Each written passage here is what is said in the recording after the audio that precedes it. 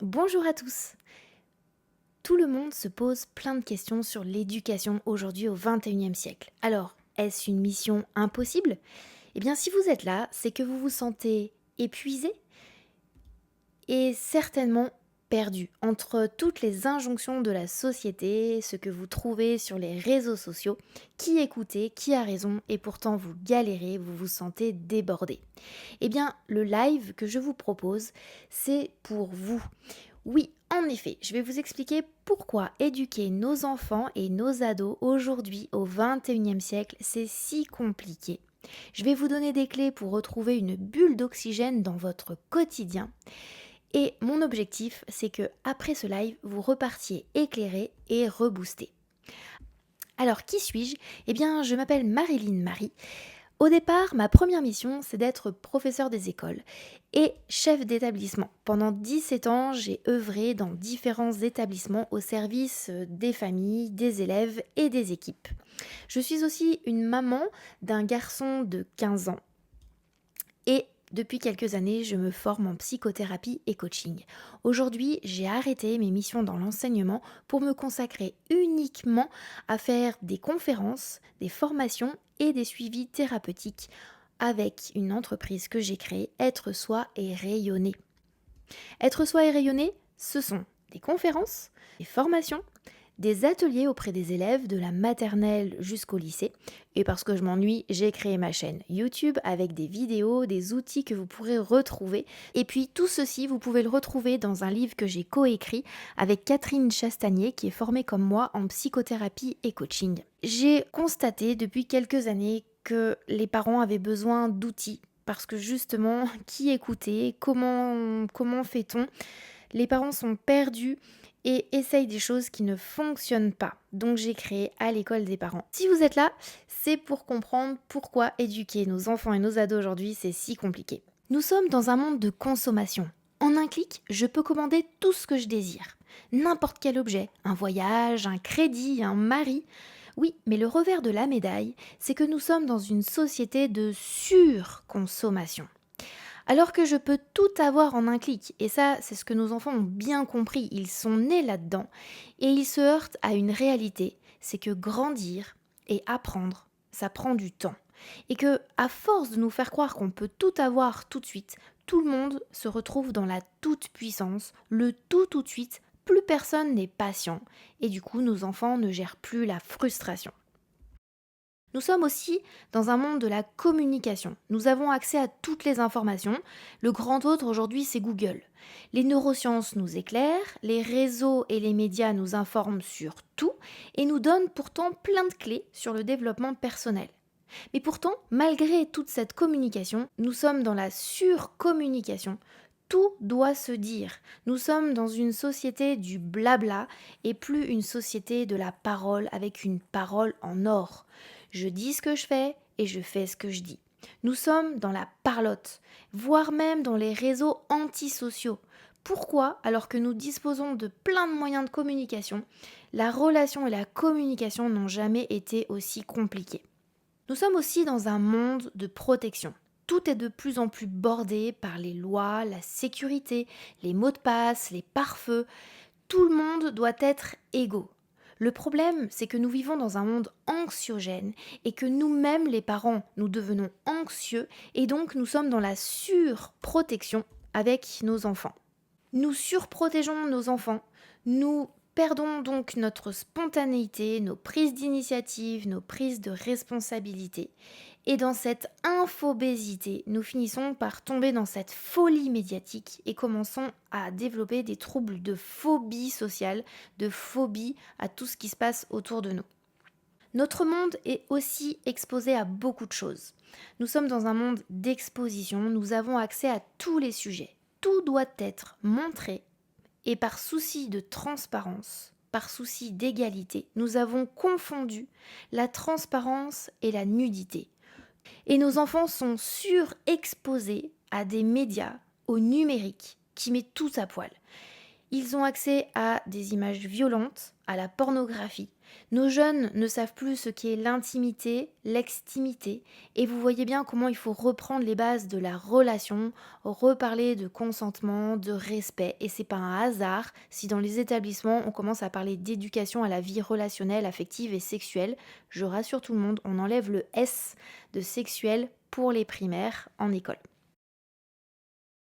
Qu'est-ce qui vous pose le plus de soucis aujourd'hui? Eh bien, c'est parce que nos enfants et nos ados sont exposés à trop d'écrans. Les réseaux prennent énormément de place dans leur vie et tout va trop vite. Ça, c'est notre société du 21e siècle. Et c'est ça qui vous pose problème dans l'éducation de vos enfants et de vos ados, parce qu'en vrai, leur cerveau à eux va mettre du temps. Et le temps des réseaux, le temps des écrans n'est pas celui du cerveau de vos enfants et de vos ados. Grandir, apprendre, ça prend du temps. Et on voit bien le décalage. Et si nous voulons que nos enfants et nos ados se construisent de manière équilibrée dans le temps de leur cerveau, eh bien il va falloir les couper et leur apprendre à utiliser les écrans de manière raisonnée. Sinon, on ne respectera pas la dynamique des connexions synaptiques et on risque d'abîmer leur cerveau sans s'en rendre compte. Nous sommes aussi, en tant que parents, exposés à la gestion de la frustration qui devient de plus en plus compliquée. Et c'est tellement compliqué que quand on a un nom à 4 ans, quel est le nom qu'on va retrouver à l'adolescence? Et les parents d'ados aujourd'hui se retrouvent dans des situations complexes. Comment gérer cette opposition de plus en plus forte? Oui, sauf que, en vrai, dans la vraie vie, même si on nous fait croire qu'on peut tout avoir tout de suite en un clic, il va falloir que nos enfants et nos ados intègrent le principe de réalité. Parce que la vraie vie, et vous le savez, vous en tant qu'adulte, c'est d'apprendre à attendre. Et c'est comprendre que dans la vie, je ne peux pas tout avoir et je ne peux pas avoir tout de suite. Et ça, il faut que leur cerveau l'intègre. Si on les met dans le rythme de la société, leur cerveau ne sera pas capable d'attendre et il ne gérera pas la frustration. Parce que gérer la frustration, c'est comprendre que je ne peux pas avoir tout et pas tout de suite. Et enfin, vous en tant qu'adulte, vous êtes déjà dans un stress quotidien, vous n'êtes pas que des parents, vous êtes aussi des professionnels, vous êtes des hommes, des femmes. Et sous stress, eh bien, c'est compliqué de garder la tête froide et de ne pas se laisser déborder par ses émotions. Oui, mais qu'est-ce qu'on fait de l'insouciance dont nos enfants ont besoin pour grandir? Qu'est-ce qu'on fait de notre espérance en tant qu'être humain? Qu'est-ce qu'on veut pour eux, pour demain? Est-ce qu'on croit encore à demain? Quelle planète, quel monde on leur laisse? Et surtout, en tant qu'adulte, quelle paire de lunettes on a? Est-ce qu'on se plaint de notre vie de bip ou est-ce qu'on a encore foi en la vie? Qu'est-ce qu'on veut pour nos enfants et nos ados? Alors, l'objectif, c'est que vous repartiez éclairé. Et pour ça, je veux vous présenter un modèle qu'on appelle systémique. Nous ne sommes pas que des individus tout seuls dans notre coin. Nous sommes aussi dans un système. Mais il n'y a pas les individus et le système à côté, c'est-à-dire la société, notre système familial, c'est pas l'un ou l'autre. En fait, tout est imbriqué. Et c'est ça qu'il faut comprendre, c'est que quand ça dysfonctionne, quand nos enfants et nos ados ne vont pas bien, il faut se poser la question du système. C'est qu'il y a quelque chose qui dysfonctionne dans le système, soit de la société, mais du coup qui fait aussi dysfonctionner le système de la famille, le système de l'école. Les individus commencent à développer des symptômes. Il n'y a pas l'un ou l'autre, c'est l'un et l'autre. Tout est imbriqué et chacun doit bien rester à sa place. Et c'est ça qui nous pose problème. Parce que nous sommes passés d'un autoritarisme dans les années 1900, où l'enfant n'avait pas sa place et son mot à dire, à la bienveillance. J'ai pas le temps de vous expliquer tout en détail, mais vous pouvez aller voir des vidéos que j'ai faites et ça je le reprends dans mes conférences. En tout cas, nous sommes passés de trop d'autorité à pas suffisamment d'autorité, où oui on prend en compte les émotions, on est empathique, oui on se met à la hauteur de l'enfant pour être sûr qu'il nous ait bien compris, mais par contre on a oublié qu'il y avait un cadre qui met tout le monde en sécurité. Et donc la bienveillance a été galvaudée, a été très mal traduite, elle nous venait de l'éducation positive, et du coup la plupart des parents sont restés dans ce côté cocooning et n'ont fait que aimer leurs enfants et n'ont pas su mettre un cadre.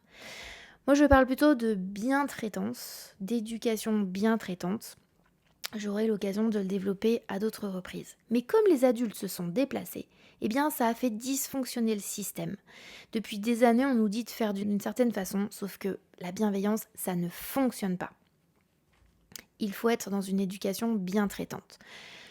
Du coup, s'occuper d'enfants et d'ados, éduquer, faire grandir des enfants, des ados, être parent, être éducateur, ça s'apprend.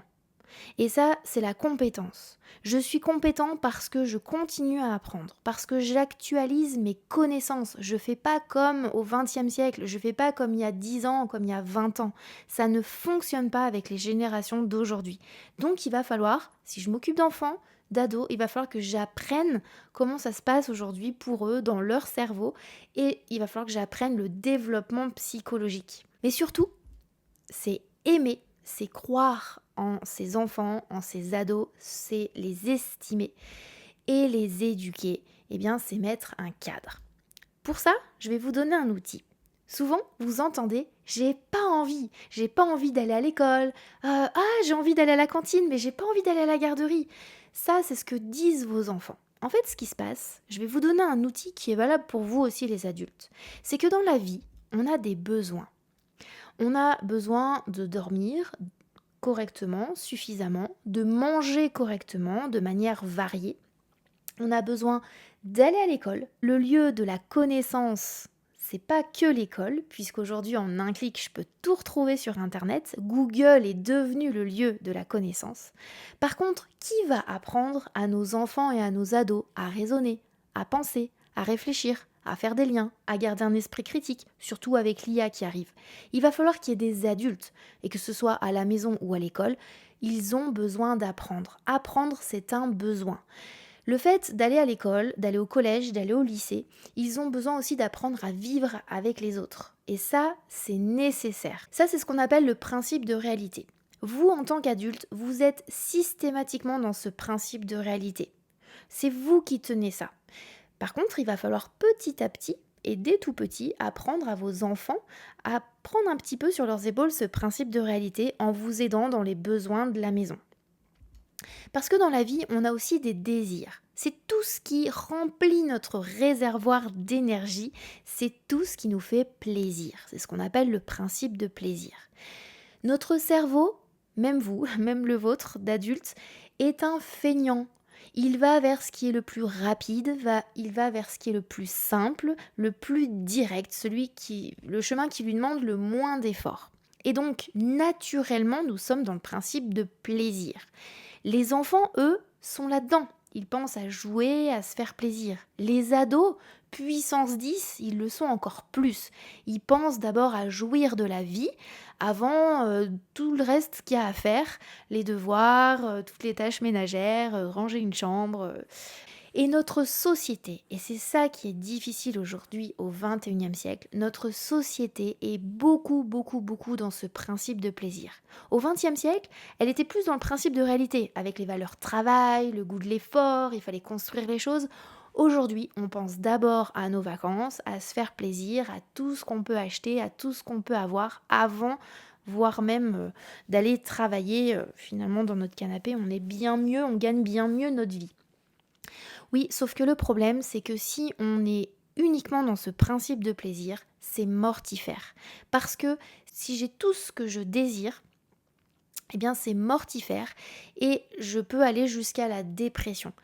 Pour avancer dans la vie, j'ai besoin qu'il me manque des choses. Et parce qu'il me manque des choses, je vais apprendre, je vais grandir, je vais me mettre en projet et j'ai envie d'avancer, j'ai envie de rester vivant. Donc, il ne faut pas assouvir tous les désirs de vos enfants. Il ne faut pas remplir toute la liste de choses qu'ils veulent pour Noël, pour leur anniversaire, parce que dans la vie, je ne peux pas tout avoir. Et sinon, vous tuez leur désir d'apprendre, leur désir de grandir. Donc, pour être en vie et pour avoir envie, il faut tenir l'équilibre entre le principe de réalité et le principe de plaisir. C'est principe de réalité d'abord, principe de plaisir ensuite. Je fais d'abord mes devoirs et après je vais jouer, après je vais voir les copains, après je peux faire des écrans. Des modèles de famille, il y en a plein au XXIe siècle. il y a des familles avec papa et maman sous le même toit. Il y a des familles avec des cultures différentes. Il y a des familles monoparentales, des mamans solo, des papas solo. Il y a des familles homoparentales. Et puis, il y a des familles recomposées. En fait, aujourd'hui, au 21e siècle, il y a plein de modèles différents. Bon, alors déjà, vous vous déstressez, vous arrêtez de culpabiliser. Il n'y a pas de modèle de famille parfait. L'objectif, c'est que un enfant et un ado pour grandir aient deux piliers. Comme je tiens en équilibre sur mes deux jambes, pour bien grandir, et ça c'est important pour le cerveau de l'enfant et de l'ado, pour bien grandir, j'ai besoin d'un maternant. Le maternant, c'est celui qui m'aime inconditionnellement pour qui je suis. C'est celui qui prend soin de moi et c'est celui qui est le plus là à la maison au quotidien. Le maternant, c'est un peu le punching ball. Souvent, il y a des parents qui disent avec moi, il se lâche, c'est la crise de nerfs après une journée d'école.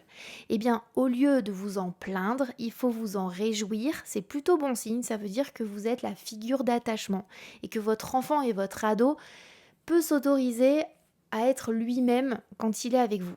Alors attention, ça n'excuse pas les débordements. On ne déborde pas d'émotions. Ça, c'est des choses qu'il va falloir leur apprendre. J'ai donc besoin d'un maternant.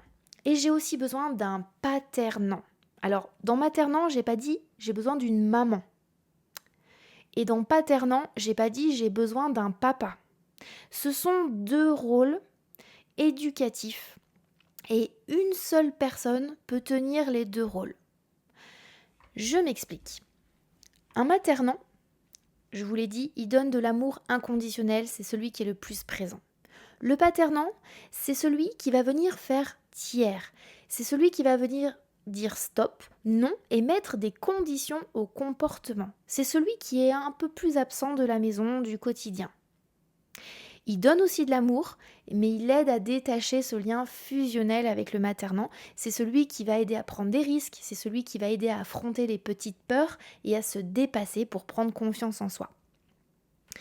Encore une fois, c'est pas le rôle de maman ou c'est pas le rôle de papa parce qu'une même personne peut tenir les deux rôles et en fait les casquettes sont interchangeables. En une phrase, je peux être maternant et je peux être paternant à la fois. Être maternant, c'est aimer inconditionnellement pour qui je suis et être paternant, c'est mettre des conditions au comportement. Donc en une phrase, ça donnerait je t'aime ma chérie. Par contre, ce que tu es en train de faire, je ne suis pas d'accord et je te dis non. Petite question. Et vous, dans tout ça, avec quel rôle vous êtes le plus à l'aise? Est-ce que vous êtes plus maternant? Est-ce que vous êtes plus paternant? Et est-ce que vous arrivez à passer de l'un à l'autre avec souplesse? Ça, ce sont des questions importantes.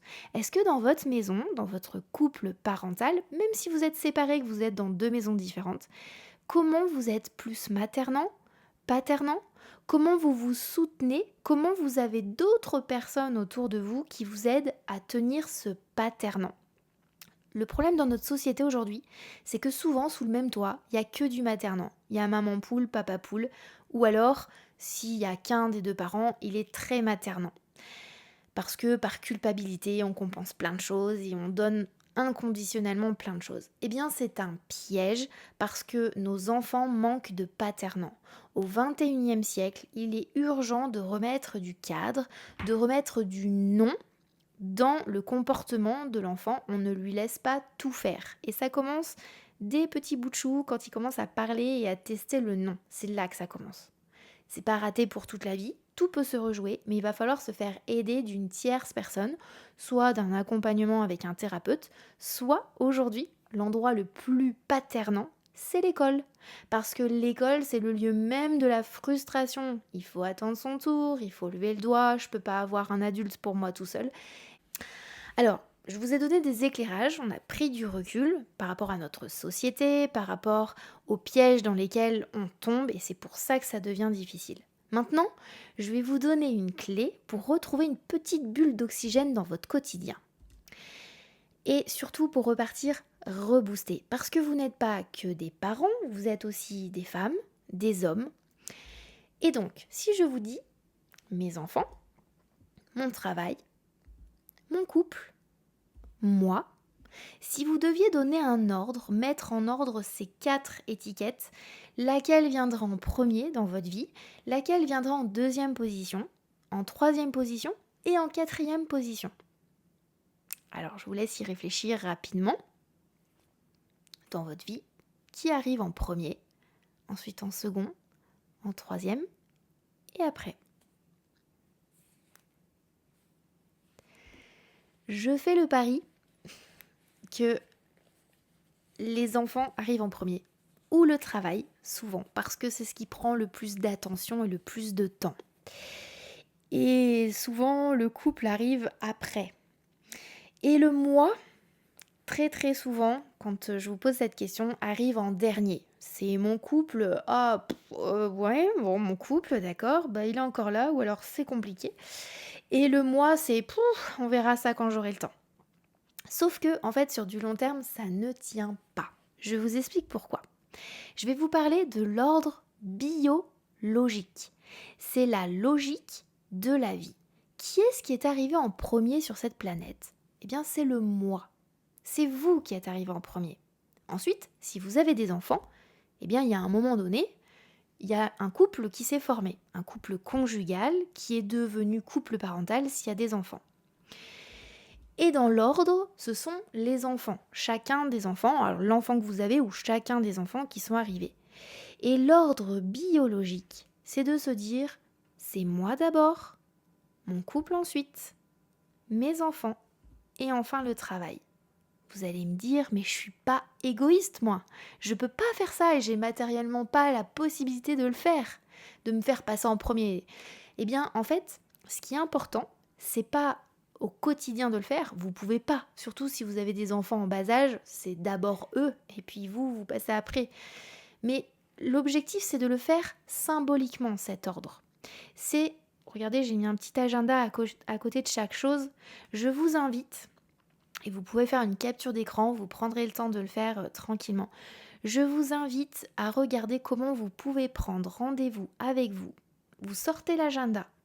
Comment vous prenez rendez-vous avec vous un peu chaque jour. Même si c'est un quart d'heure, même si c'est une demi-heure, même si c'est juste pendant que vous travaillez, même si c'est 3 pages d'un livre à lire, même si c'est un petit bout d'une série au calme pendant 30 minutes.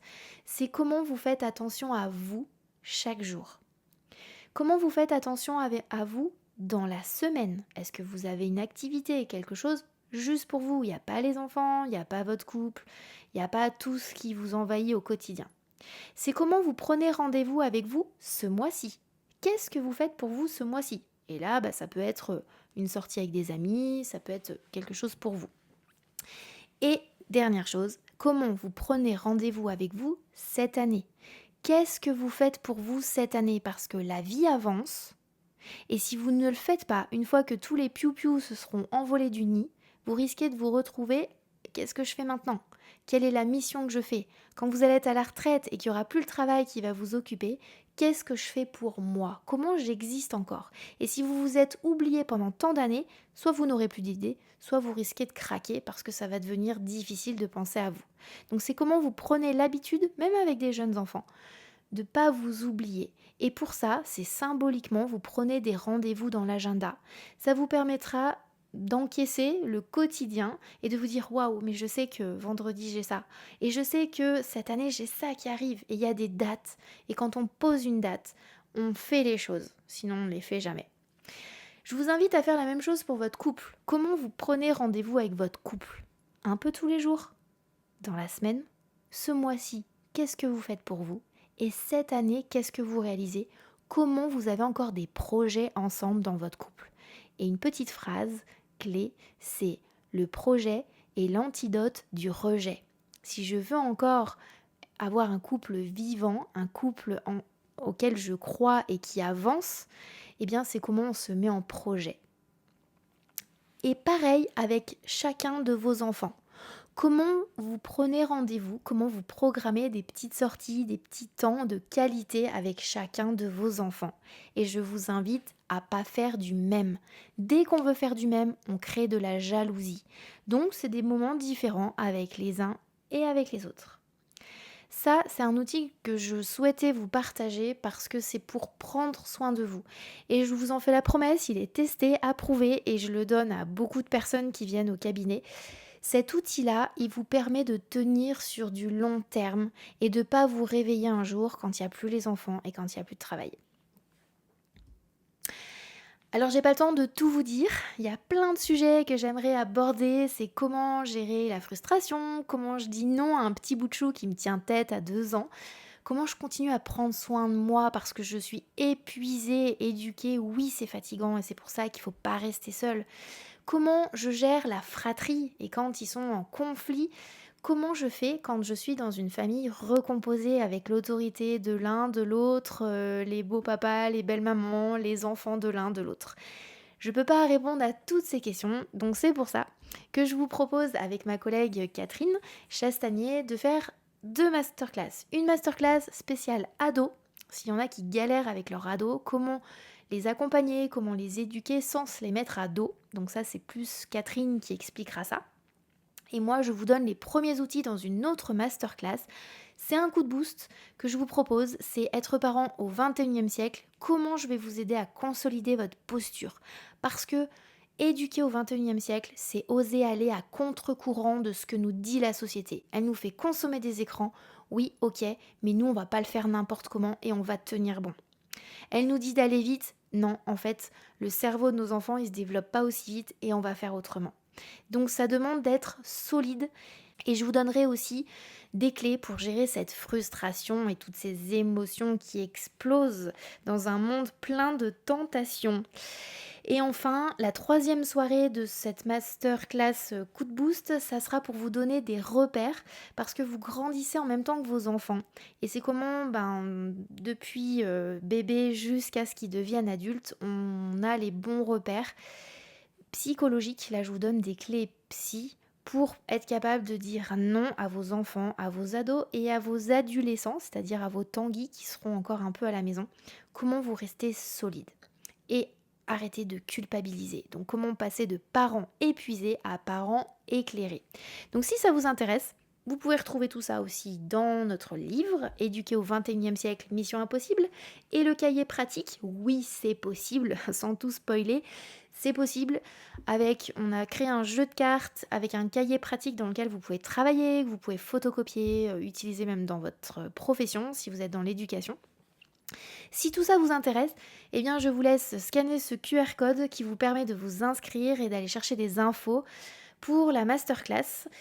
Et moi je vous dis merci et je vous dis tenez le coup parce que être parent, ça vaut le coup. C'est la plus belle mission. Par contre, ça veut dire qu'il faut être compétent, il faut continuer à apprendre pour avoir les clés, éviter de craquer et d'être épuisé. C'est ce que je vous propose. L'objectif, c'est de pédagogiser tous les outils psy qu'on devrait avoir dans nos bagages en fait, quand on sort de la maternité. Ça serait une belle idée ça, non? Eh bien je vous dis à très vite. Vous pouvez retrouver plein d'autres choses sur ma chaîne YouTube ou sur mon compte Facebook, Instagram. Et je vous invite à aller sur mon site internet où vous retrouverez toutes les informations et mes coordonnées sur être soi et rayonner.com. À très bientôt!